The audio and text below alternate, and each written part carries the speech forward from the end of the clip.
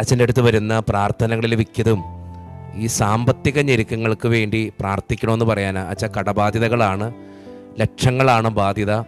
അച്ഛൻ പ്രാർത്ഥിക്കണം. ഈ കോവിഡ് കഴിഞ്ഞപ്പോൾ ഒത്തിരി പേര് അങ്ങനെ പ്രാർത്ഥിക്കാനായിട്ട് വിളിച്ചു പറയാറുണ്ട്. പലരും ഫോൺ വിളിച്ചും മെസ്സേജ് അയച്ചും ഒക്കെ പ്രാർത്ഥിക്കാൻ പറയും. വെച്ചാൽ കടബാധ്യതകൾ ഒത്തിരി കൂടി വരികയാണ്, ലക്ഷങ്ങളാണ് കൊടുത്തു തീർക്കാനുള്ളത്.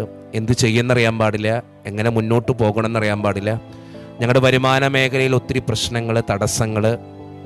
അച്ഛൻ പ്രത്യേകമായിട്ട് പ്രാർത്ഥിക്കണം.